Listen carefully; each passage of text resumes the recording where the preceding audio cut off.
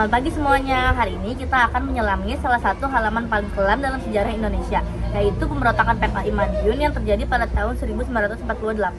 Peristiwa yang terjadi 75 tahun ini hingga kini masih meninggalkan bekas luka mendalam dan menjadi pembelajaran berharga tentang bahaya ideologi ekstrem dan pentingnya persatuan nasional.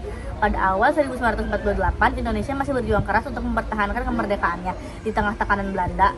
Namun, ancaman datang bukan hanya dari luar, melainkan juga dari dalam. Sekembalinya musuh dari Moskow, Partai Komunis Indonesia (PKI) di bawah kepemimpinannya semakin radikal.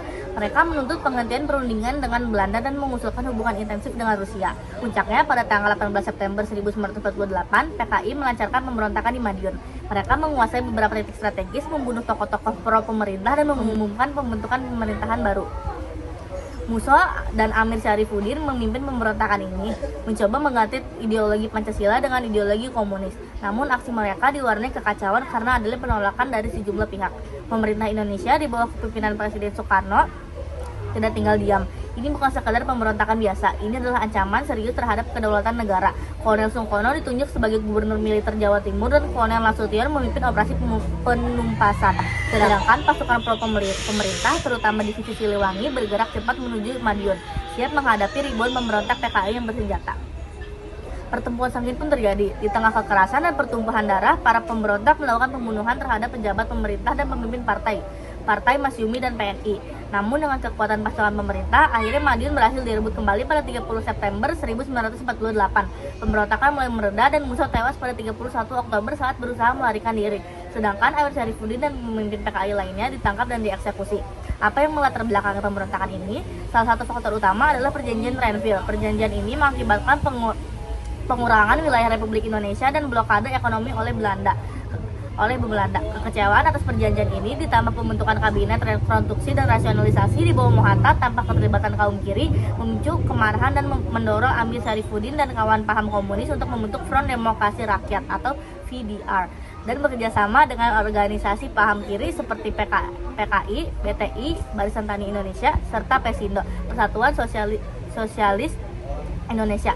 Pemberontakan PKI Madiun memiliki beberapa tujuan utama, yaitu yang pertama, mengganti Pancasila dengan ideologi komunis. Mereka komunis sangat ingin untuk mengubah negara Indonesia yang tadinya menggunakan paham Pancasila menjadi paham komunis. Dengan adanya tujuan ini, maka bangsa Indonesia terbagi menjadi dua kubu, ada yang memegang teguh Pancasila dan ada juga yang berpindah ke paham komunis. Yang kedua yaitu ada meruntuhkan kabinet Mohatta atau RERA, rekonstruksi dan rasionalisasi. PKI ingin memperluas pengaruhnya dalam pemerintahan dan masyarakat. Mereka merasa bahwa dengan melemahkan kabinet Hatta yaitu RERA, rekonstruksi dan rasionalisasi, mereka dapat menciptakan kondisi yang lebih mendukung bagi penyebaran ideologi komunis di Indonesia. Yang ketiga ada menjadikan Musso dan Amir Syarifuddin sebagai presiden dan perdana menteri. Dengan tujuan ini, mereka kaum komunis sangat berkeinginan untuk paham komunis menyebar ke seluruh masyarakat Indonesia. Dapat kita ketahui bahwa pemberontakan PKI Madiun menimbulkan dampak yang sangat luas, terganggunya pembangunan, terganggunya aktivitas masyarakat, dan jatuhnya korban jiwa dalam jumlah besar. Peristiwa ini mengajarkan kita tentang pentingnya persatuan dan kesatuan bangsa, serta bahaya ideologi ekstrim hingga kini. Hingga kini, peristiwa ini masih menjadi peringatan bagi kita semua.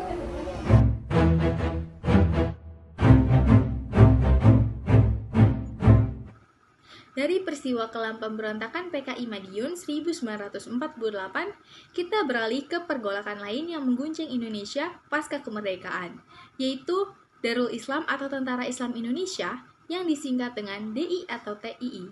Pergerakan ini yang dipimpin oleh Sekar Maji Marijan Kartosuwiryo juga meninggalkan jejak penting dalam sejarah perjuangan bangsa Indonesia, meskipun dengan ideologi dan tujuan berbeda. Mari kita simak selengkapnya. Pemberontakan DI atau TII dimulai pada 7 Agustus 1949 yang dipimpin oleh Sekar Maji Marijan Kartosuwiryo. Semua ini berakar dari kekosongan kekuasaan di wilayah Jawa Barat akibat Perjanjian Renville. Perjanjian Renville ini mengharuskan pasukan Republik Indonesia untuk mundur dari daerah yang kini berada di bawah kontrol Belanda atau yang kita ketahui sebagai garis Van Mook. Wilayah Jawa Barat yang sebelumnya menjadi bagian penting dari perjuangan kemerdekaan, kini justru terpinggirkan. Dengan situasi yang tidak menguntungkan ini, laskar bersenjata seperti Sabilillah dan Hizbullah menolak untuk meninggalkan tanah mereka. Mereka memilih untuk bersatu dan membentuk Tentara Islam Indonesia atau yang disingkat dengan TII di bawah kepemimpinan Kartosuwiryo. Tujuan utama dari pemberontakan ini adalah untuk mengganti dasar negara Pancasila dengan syariat Islam. Ini adalah cita-cita yang sangat kuat bagi para pemimpin DI atau TII yang merasa bahwa Indonesia seharusnya berdiri di atas prinsip-prinsip Islam. Dan pemberontakan ini tidak hanya terbatas di satu daerah saja. Mari kita lihat bagaimana gerakan ini menyebar ke berbagai wilayah di Indonesia. Di Jawa Tengah, Gerakan Darul Islam atau Tentara Islam Indonesia dipimpin oleh Amir Fattah dan mulai berkembang pada 23 Agustus 1949. Di daerah-daerah seperti Brebes dan Tegal, mereka melancarkan aksi-aksi pemberontakan yang membuat pemerintah harus merespon dengan membentuk pasukan khusus bernama Benteng Rider untuk menumpas gerakan ini. Sementara itu di Aceh, ulama besar Tengku Muhammad Daud Bereh memimpin pemberontakan sebagai reaksi terhadap rencana pemerintah pusat yang ingin menurunkan status Aceh menjadi keresidenan. Pada 21 September 1953, ia menyatakan bahwa Aceh adalah bagian dari negara Islam Indonesia yang dipimpin oleh Kartosuwiryo. Untuk menumpas pemberontakan ini, pemerintah menempuh operasi militer dan perundingan hingga akhirnya pada tahun 1962 tercapailah kesepakatan melalui Kerukunan Rakyat Aceh yang diadakan oleh inisiatif Kolonel Yasin. Di Sulawesi Selatan, Kahar Muzakar memimpin gerakan Komando Gerilya Sulawesi Selatan atau yang disingkat dengan KGSS. Ketidakpuasan terhadap penolakan pemerintah untuk memasukkan KGSS ke dalam Angkatan Perang Republik Indonesia Serikat atau RIS memicu kekacauan di berbagai tempat. Kahar kemudian menyatakan bahwa ia dan pasukannya adalah bagian dari negara Islam Indonesia. Karena hal tersebut, pemerintah segera bertindak dengan mengirim operasi militer ke Sulawesi Selatan. Hingga akhirnya pada bulan Februari 1965, Kahar Muzakar berhasil ditembak mati dan mengakhiri pemberontakan di Sulawesi Selatan. Tak ketinggalan, di Kalimantan Selatan, Ibnu Hajar memimpin kelompok Kesatuan Rakyat yang Tertindas atau yang disingkat dengan KRYT. Ketidakpuasan terhadap pemerintahan pusat membuat mereka mendeklarasikan Kalimantan Selatan sebagai bagian dari NII atau Negara Islam Indonesia.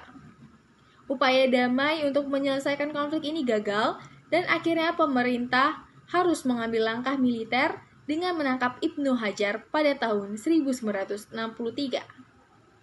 Pemberontakan DI atau TII menciptakan tantangan besar bagi pemerintahan Indonesia dan menjadi salah satu konflik bersenjata setelah kemerdekaan yang berlangsung selama lebih dari 1 dekade.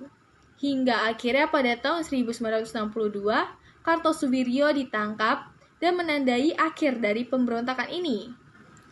Demikianlah pembahasan kita tentang pemberontakan Darul Islam atau Tentara Islam Indonesia beserta dengan PKI 1948 yang terjadi di Madiun. Semoga informasi ini memberikan wawasan baru tentang sejarah perjuangan bangsa kita. Terima kasih telah mendengarkan penjelasan kali ini. Sampai jumpa di pertemuan berikutnya.